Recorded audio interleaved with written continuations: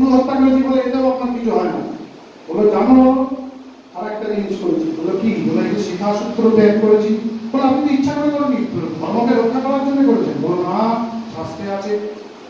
আর বললেন এই যে শিক্ষাসূত্র ত্যাগ করে দীর্ঘদিন বেদের নিন্দা শ্রবণ করেছি আমি, এই শরীরটা নিয়ে ওই শরীরটাকে রাখার জন্য এই বেদ নিন্দুকদের অন্নভক্ষণ করেছি।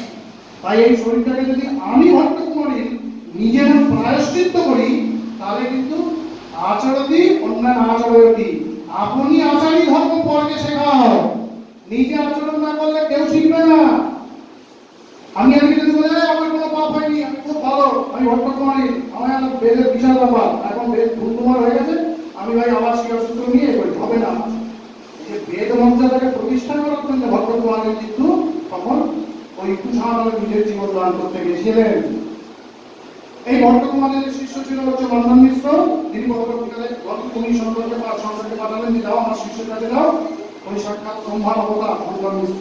ভক্তপাদ হচ্ছেন স্বয়ং বিষ্ণু, কটকাচার্য হচ্ছেন রুদ্র এবং অষ্টাবক্রাচার্য হচ্ছে ঈশ্বর। চতুষ্প্রেতা আমরা রাজরাজেশ্বরীর যে বিগ্রহ দেখি, দেখো ব্রহ্মা বিষ্ণু রুদ্র ঈশ্বর, মাঝখানে সদাশিব, তার নারী ভগবতী পরাশক্তি বিদ্যমান। তাহলে এই চারজন হচ্ছেন চারদিকে, আমোদস্থল সদাশিব হচ্ছেন স্বর্গ ভগবৎপাদ নিজে। বোঝা গেল? এইবার দেখুন রবীন্দ্রনাথ কবিরাজ কি বলছেন, তান্ত্রিক সাধনা সিদ্ধান্ত খুব বিখ্যাত গ্রন্থ। এর মধ্যে দেখবেন বলছে আমাদের ঋষি পরম্পরা দুটো ধারা, একটা হচ্ছে বৈদিক ধারা, একটা হচ্ছে তান্ত্রিক ধারা।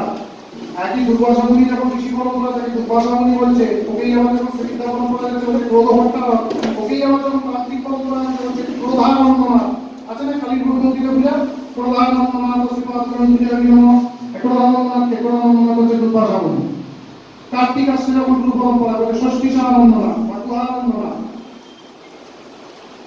গণেশ যখন গুরু পরম্পরা আসছে গজানন্দনা। বোঝা গেল? এইভাবে তান্ত্রিক গুরু পরম্পরা বৈদিক গুরু পরম্পরা একসঙ্গে চলছে। তাহলে বলতে পারেন আমার জানা নেই, আপনি জানতে পারেন। ভগবৎপাদ শঙ্কর 8 বছর বয়সে কি সাধনা করেছিল, বেদের কোন সাধনার মাধ্যমে এক জায়গা থেকে আরেক জায়গায় উঠে যাওয়া যায়, না দিয়ে কাটানো যায়, নিজের শরীর থেকে আরেকজনের শরীরে ঢুকে যাওয়া যায়, অমর দেহে ঢুকে উভয় ভারতী প্রশ্ন করেছিলেন মদন মিশ্রের প্রতি কাম শাস্ত্র জানবো না, আবার অমরচারী জানবার কথা না। অমর একজন রাজা ছিলেন, তার দেহের ভেতরে ঢুকে অমর শতক বিখ্যাত লেখা, সেই উনি লিখেছিলেন বলে আমাদের শিষ্যদের থেকে আমার বডি থেকে বেরিয়ে নিজের বডি ধরে আবার সব গ্রহণ করেছে। এটা কি করে করা যায়? এটা কোন বৈদিক সাধনার মাধ্যমে আছে আমার কিছু জানা নেই, থাকতে পারে।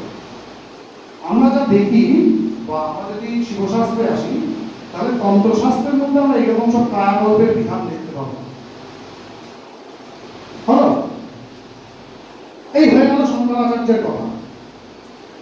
এবার একটা জিনিস বলবো শঙ্কর সম্পর্কে, এগিয়ে আমার শেষ উপলব্ধি, শেষ বক্তব্য। শঙ্কর সম্পর্কে গ্রন্থের পেছনে একটা ছবি দেওয়া আছে, সবাই ওইটা দেখলে দেখতে পাবো।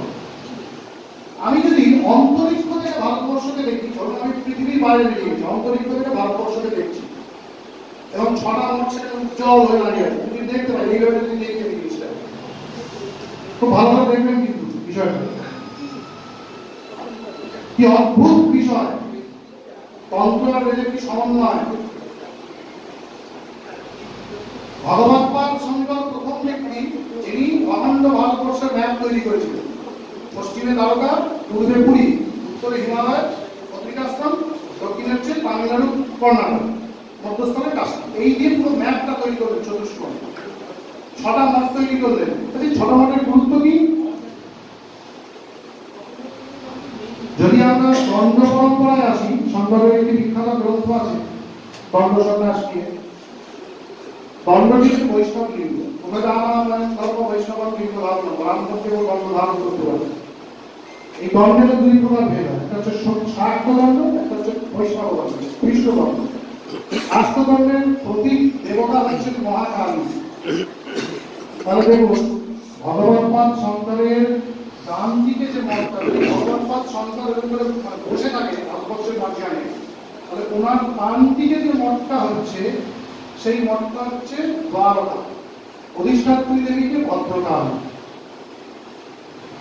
ভগবৎ পাদের বাম দিকে যে মঠটা, সেই মঠটা হচ্ছে পুরী। সাগরে সর্বতীর্থানি তীর্থরাজ মহোদধি। সাগরে সমস্ত তীর্থ এসে গেছে, তাই সাগর হচ্ছে মহোদধি তীর্থ। এবার এই যে সন্তান পরম্পরা কমণ্ডলু, এটা কিন্তু অগস্ত্য পরম্পরা থেকে এসেছে। অগস্ত্য ঋষি পরম্পরা। অগস্ত্য কি করেছিলেন? জনৈকচূড়ে দেশ দীপৌত অন্তরাজ্যৌ। অগস্ত্য সমুদ্র পান করেছিলেন। কোথায় কি করেছিলেন? কমণ্ডলু। বাম দিকের মঠ হচ্ছে পুরী তীর্থরাজ মহোদধি, কমণ্ডলু জল। ডান দিকের ভারতের নিচের যে ডান দিকের মঠ, সেটি হচ্ছে শৃঙ্গেরি মঠ। অধিষ্ঠাত্রী দেবী হচ্ছেন শারদা, সরস্বতী, রং কি শুক্লবর্ণ। বাম দিকের যে মঠ, তামিলনাড়ু কাঞ্চিকামকোটি। অধিষ্ঠাত্রী দেবীকে ত্রিপুর সুন্দরী, কামাক্ষী। তন্ত্রে আছে শুক্লচরণ বিদ্যা, রক্তচরণ বিদ্যা আছে তো তন্ত্রে। এখন শারদা সরস্বতী শুক্লবর্ণ, ডান দিকের দক্ষিণ পাদ ভগবৎ পাদে, আর বাম দিকে হচ্ছে কাঞ্চিকামকোটি, রক্তচরণ বিদ্যা। এইবার দেখুন জ্যোতির মঠ। জ্যোতি মানে কি? যখন দেবতারা আসেন তাদের মাথার পেছনে আলো জ্বলে না? আলো জ্বলে তো? আমরা আকাশ সময় করে দিই, অনেক জায়গায় করে দিই। জ্যোতির মঠ ভগবৎ পাদের মাথার পেছনে বোঝা গেল? তাহলে ডানা হলো, পা হলো, ডানপা হলো, বাপা হলো, মাথার পেছনে আলো হয়ে যাবে। বুঝতে কথা? শ্রী শঙ্করাচার্যের আসন। তাই একটু বড় করে যদি বলি বিতর্কিত হয়ে যাবে, কিন্তু লিখিত ইতিহাসে পেয়েছি সিদ্ধ পঞ্চমুণ্ডির আসন। পঞ্চমুণ্ডি মানে কি? পাঁচটা মাথার উপরে মরা মাথা নয়, জ্যাঠো মাথা, পদ্মবলের মাথা, হস্তবলের মাথা, তটকের মাথা, সুরেশ্বরের মাথা, মাঝখানে ভগবানন্দের মাথা। পাঁচ মাথার আসনের মাঝখানে বসে আছে শ্রী শঙ্করাচার্যের আসন। সুমেরু মঠ থেকে প্রথম ব্রহ্মানন্দ স্বামীজি বার করলেন 1888 এরকম সময় নাগাদ শ্রী শঙ্করাচার্যের আসন। ছবি দেওয়া আছে। এটাই সুমেরু মঠের লিখিত প্রথম ডকুমেন্ট, যেটা সুমেরু মঠ থেকে বার বেরোচ্ছে। এবং অপরাধ যে বিধান নিশ্চয় করেছে সত্যজ্ঞানেশ্বরানন্দজি, পরমাত্মানন্দজি, নিত্যানন্দজি, সবাই কিন্তু ওখানে লিখতেন শ্রী শঙ্করাচার্যের আসন, পাদুকাপি, সুমেরু মঠ, মহান্ত অমুকানন্দ তীর্থ মহারাজ। বুঝেছেন?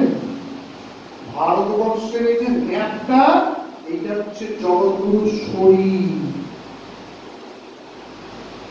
আমরা কোথায় অবস্থান করছি?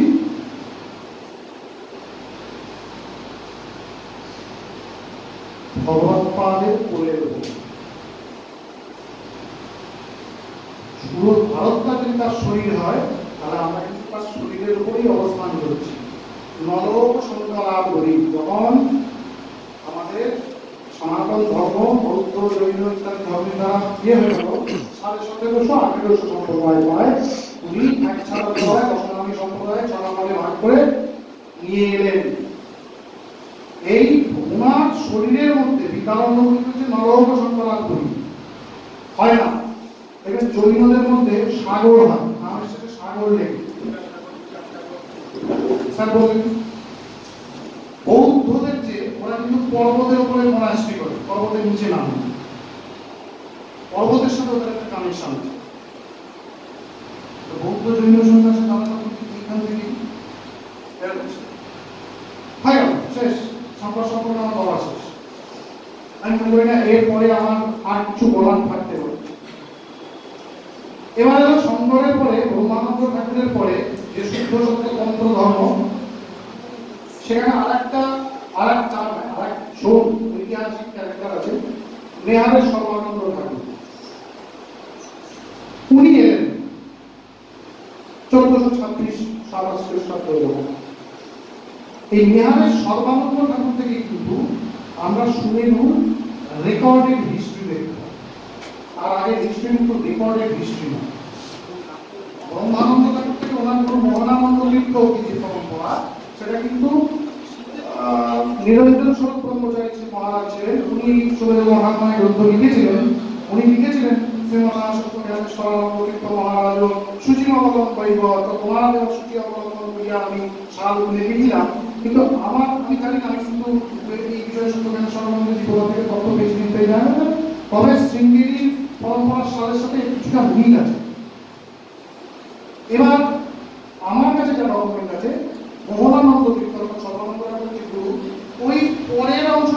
ডকুমেন্টেড হয়েছে, কারণ আইডিয়া অংশটা কিন্তু ডকুমেন্টেড আছে।